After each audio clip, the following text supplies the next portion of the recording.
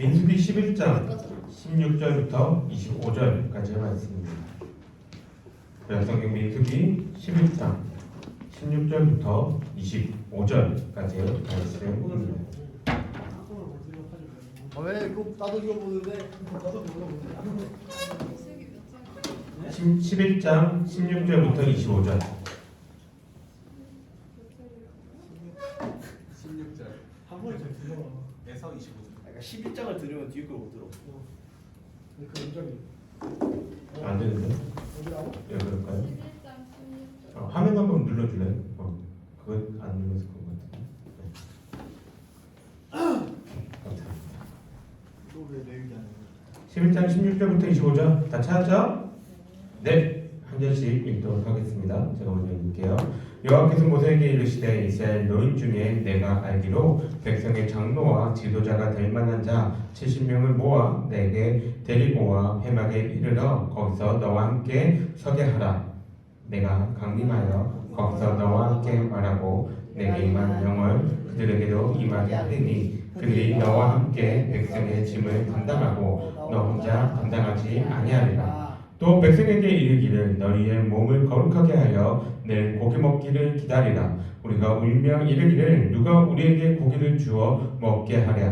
애굽에 있을 때가 우리에게 좋았다 하는 말이 여호와께 들렸으므로 여호와께서 너희에게 고기를 주어 먹게 하실 것이라.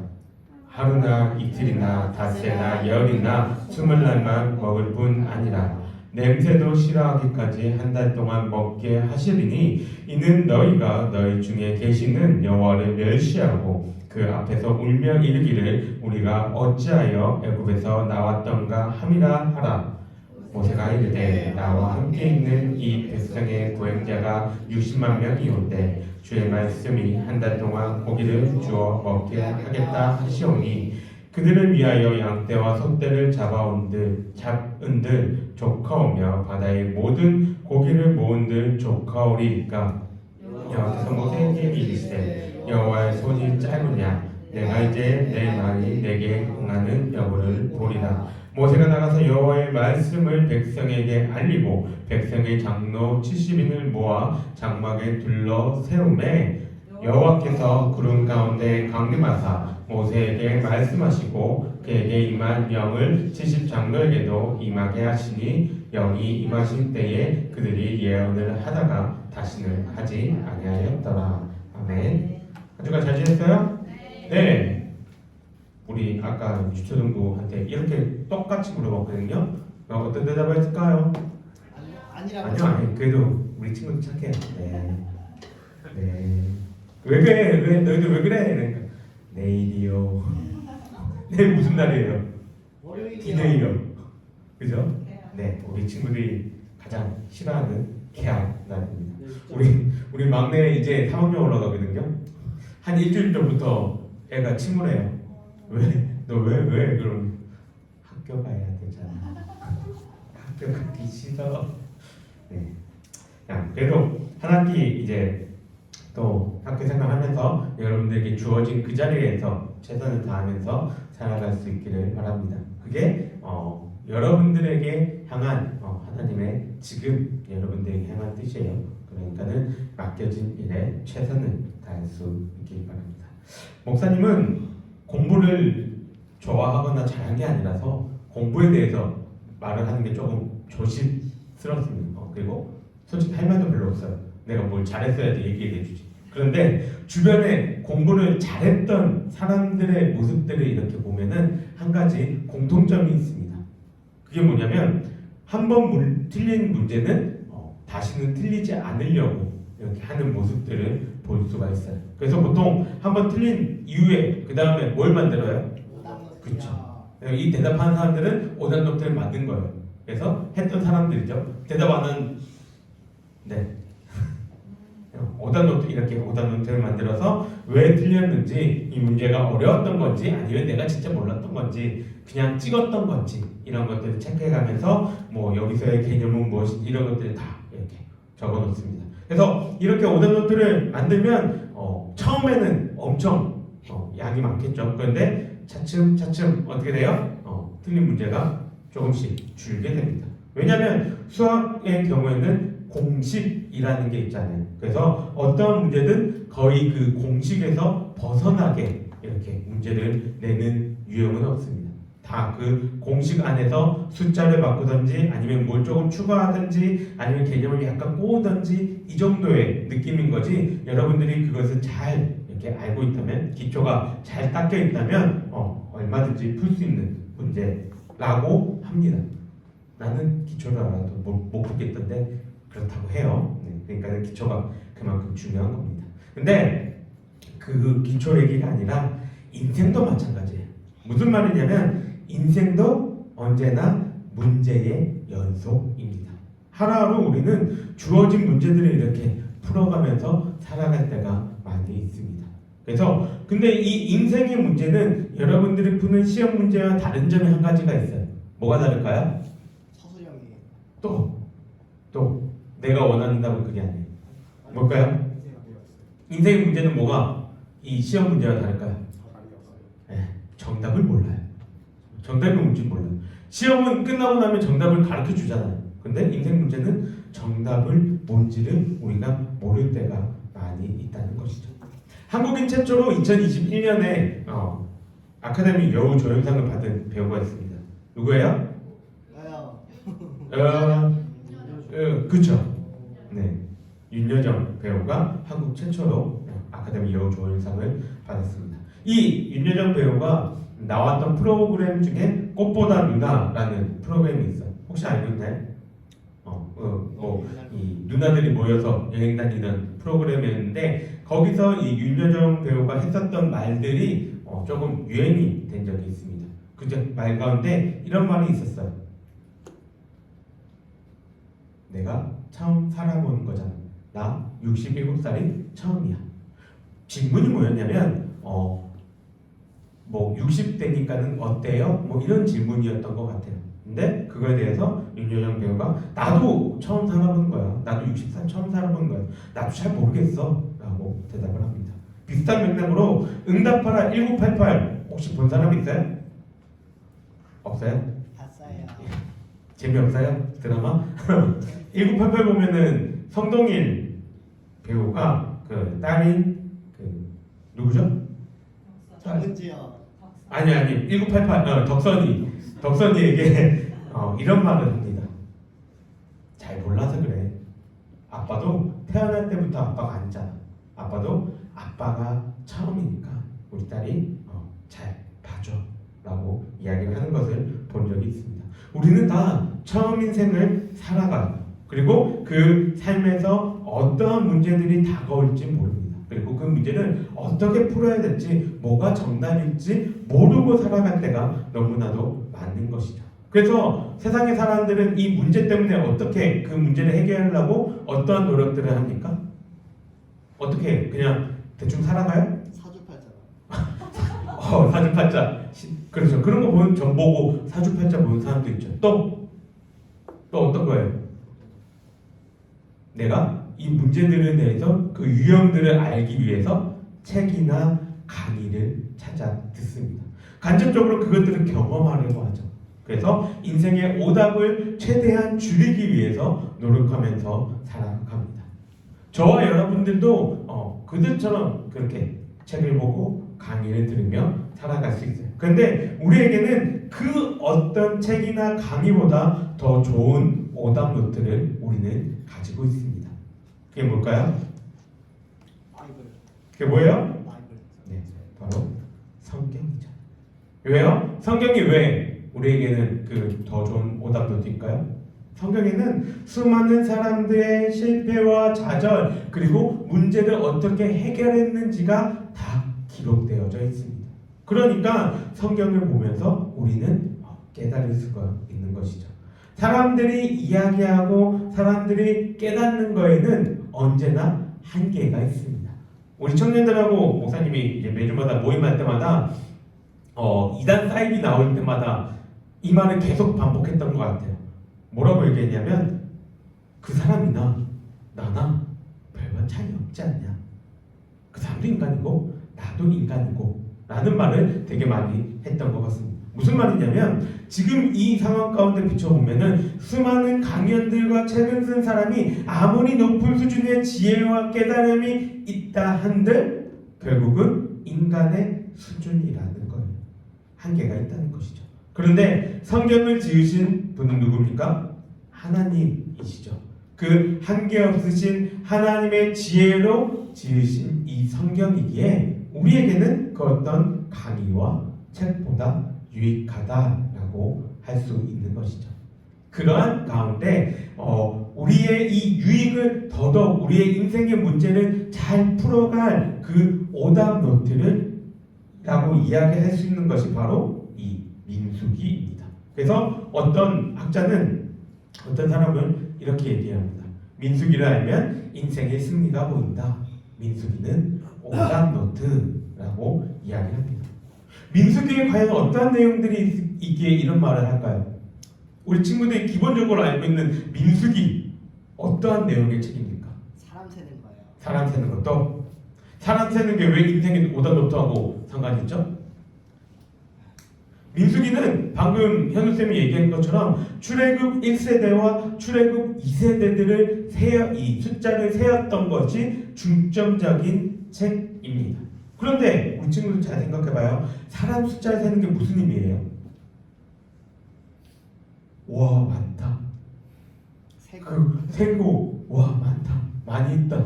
그거 알라고 민수기에서 인원들을 셉니까? 아니겠죠. 민수기는 이 두 번의 인구 조사 가운데에 극명한 이 반대의 성향들을 보여줍니다. 그래서 이 민수기를 따라서 이 인원의 세는 그 시기를 따라서 민수기를 두 부분으로 구분해서 볼 수가 있다는 겁니다. 문제는 이 민수기 안에는 이 좋은 모습들도 있지만 나쁜 모습들이 굉장히 많이 나온다는 것이죠. 그래서 우리가 이 민수기를 보면서 우리는 그렇게 살지 말아야지 오답노트 삼을 수 있다는 것입니다. 민수기의 가장 큰 이 반복되는 잘못, 죄는 무엇이냐면 오늘 설교의 제목과 같은 불평과 불만입니다. 민수기를 보게 되면 이 정도까지야? 이스라엘 백성들이 이 정도로 불평과 불만을 토로해 많은 모습들을 자주 볼 수 있게 됩니다. 그 중에서 오늘 우리가 살펴본 이 11장은 광야길을 이제 처음 딱 들어오는 장면입니다. 근데 이 시작부터 이스라엘 백성들은 어떤 걸 해요? 1절을 한번 볼까요? 여호와께서 들으시기에 백성이 악한 말로 원망하매.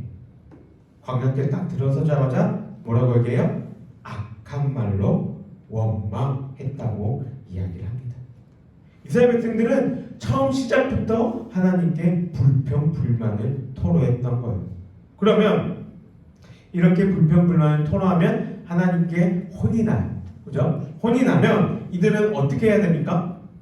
그들의 삶의 모습이 어떻게 돼요? 혼났으면 반성하고 고쳐야 되겠죠. 그런데 그들은 광야 40년 동안 살아가면서 끊임없이 불평과 불만을 이야기하고 하나님에 대해서 거절하는 모습들을 보여줍니다. 그리고 하나님과 모세는 끊임없이 그들을 위해서 중보하고 용서하는 모습들을 보여주죠. 불평과 불만은 다른 사람, 옆에 있는 사람에게도 좋지 않은 영향을 줍니다.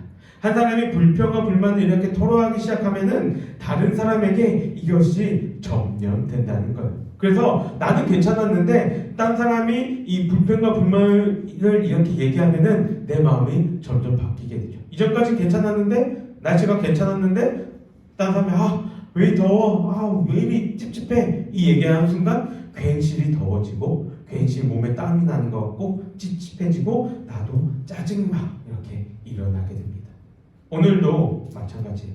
1절에서 불평불만을 토로하다가 하나님께 징계를 받아서 이스라엘 백성들은 조용했습니다. 그런데 4절을 보면 이렇게 얘기를 합니다. 4절에 이스라엘 백성들이 애굽에서 나올 때 다른 민족들도 같이 나왔는데 그들이 뭐라고 얘기하냐면 마음에 탐욕을 품어서 이제 이야기를 합니다. 그래서 이스라엘 백성들도 다시 울며 이르되 누가 우리에게 고기를 주어 먹게 하랴 얘기를 합니다. 다른 민족들이 마음의 탐욕을 품어서 뭔 얘기를 했냐면, 야, 우리는 그래도 애굽에 있을 때는 고기라도 좀 먹었는데 지금 광야길 나와서 2년이 지났거든요. 2년 동안 나 고기 한 번도 못 먹었어. 와, 이거 좀 너무 심한 거 아니야? 2년 동안 고기를 한 번도 안 먹이다니. 내가 그래도 종으로서 고기는 먹었었는데 여기는 고기도 안 줘. 이 불만을 토로합니다. 이스라엘 백성들 어떻게 해요? 하나님께 잘못해서 혼이 났음에도 불구하고 또 같이 불만을 토로하죠. 애굽에 있을 때 이렇게 고기를 먹고 이렇게 했었는데 그 불만을 같이 토로합니다. 여러분들이 이 백성들을 이끄는 리더라면 혹은 하나님이었다면 어떤 마음이 들 것 같아요? 또 그냥 월급하고 있네, 이걸로 끝이에요? 착한데? 어떻게 하고 싶어요? 목사님은 속된 말로 반쯤 죽여놓고 싶어요. 그렇죠? 방금 전에 하지 마라 했어요. 야, 악한 말 하지 마. 니네 다친다. 진짜 그러다 혼난다. 그렇게 얘기했는데 뒤돌자마자 어떡합니까? 삐삐 그런 말들을 하고 있는 거죠. 이 분위기가 모세에게도 전염이 됩니다. 그래서 모세는 뭐라고 얘기합니까? 하나님께 내가 이 백성들을 낳았으니까, 내가 얘들 아빠예요? 왜 나한테 얘들 다 맡겨가지고 내가 이런 고생을 합니까? 굴시라고 되죠. 그래서 하나님이 오늘 본문 속에서 뭐라고 말씀하세요? 모세의 그 고생을 위해서 장로들 70명을 부르라 라고 말씀하시고, 또 백성들의 그 불만이었던 고기를 먹이시겠다 선포합니다. 그런데 문제는 하나님도 그냥 기쁜 마음으로 고기 줄게가 아니에요. 뭐예요? 한 달 동안 고기 먹어봐. 자, 목사님이 설교를 듣다가 계산을 한번 해봤어요. 모세가 뭐라고 얘기하냐면 21절에 우리가 성인 남자만 60만 명입니다. 근데 어떻게 고기를 한 달 동안 먹을 수 있습니까? 라고 얘기하죠. 자, 고기 1인분은 보통 180g입니다. 그죠? 네. 그러면 한 3인분 먹는다 치면은 540g이에요. 이거를 60만 명이 먹게 됩니다. 그러면은 계산하면 얼마 나와요? 32,400g이 나와요. 이거를 키로로 환산하면 어떻게 돼요? 32만 4천 킬로입니다. 이게 뭐예요? 하루에 먹을 날이에요. 32만 킬로. 자, 한 달 내내 여기서 30을 더 곱하면 재현쌤 얼마예요? 나 거기까지 계산 안 해서 30만 내서 30을 더 곱하면 얼마예요? 10만, 100만, 억대 넘어가죠? 네. 그만큼의 고기를 먹이겠다라고 이야기를 합니다. 모세가 불신할만 해요. 모세가 불신할만 합니다. 그런데 모세는 어떤 사람이에요? 이전에 자기 손으로 자기 지팡이 들고 있는 것에서 개구리가 없어지고 물이 피가 되고 홍해 바다가 갈라진 것을 본 사람이에요. 그런 모세가 지금 자신 마음속에 불신과 불만이 있으니까 하나님이 행하셨던 그 일들이 보이지 않는 거예요. 그러니까 하나님께 어떻게 1억 톤이 넘는 고기를 가져와서 먹이시려고 합니까? 말도 안 되죠 라고 이야기를 하죠. 그러니까 하나님은 그 모세에게 유명한 말씀을 하십니다. 여호와의 손이 짧으냐, 그리고 너는 잘 봐라, 내가 어떻게 할지. 그래서 이후에는 70인에게 모세와 같은 영이 임했다라고 얘기를 하고, 본문은 아니지만 백성들의 이 불평을 해결책으로 메추리가 찾아오는 이 11장 마지막 부분에서 메추리가 얼마나 많이 왔는지 작게 거둔 자도 10호멜이다 라고 적혀 있습니다. 호멜은 낙타 한 마리가 이렇게 한 번에 짊어질 수 있는 양을 나타내요. 그러니까 아무리 작게 걷어도 낙타 10마리가 짊어질 수 있는 양의 고기들을 이렇게 하나님은 보내주셨다라는 것이죠. 여러분이 민수기를 이번 주에 읽으면서 느끼겠지만 민수기는 이런 일들이 계속해서 반복되는데도 불구하고 이스라엘 백성들은 계속해서 하나님께 불평과 불만을 이야기합니다. 이스라엘 백성들의 이 불평과 불만은 그럼 과연 그 근본 원인은 뭘까요? 근본적인 그 원인이 뭘까요? 이스라엘 백성들의 근본적인 불평과 불만은 그냥 탄식이 아니에요. 지금 내 이 상황에 대한 탄식이 아니에요. 그 근본적인 원인은 뭐냐면 하나님의 주권을 인정하지 않는 것, 하나님의 뜻을 구하는 것이 아니라 내가 지금 처한 이 상황이 그냥 불편한 거예요. 하나님을 인정하는 것이 아니라 하나님의 권위에 도전하는 것이죠. 이스라엘 백성들에게 옆에 고기가 없어서 불평불만을 한 게 아니에요. 이스라엘 백성들은 분명 애굽에서 나올 때 양과 염소와 소와 낙타 이런 것들을 가지고 나왔습니다. 그리고 만나 이외에 아무것도 못 먹은 것도 아니죠. 물을 못 마신 것도 아니에요. 그들의 불만은 이 환경 자체를 겪고 있는 그것 자체가 불만이에요. 왜? 하나님이 우리를 그렇게 만들었으니까. 그게 이들의 불만인 것입니다.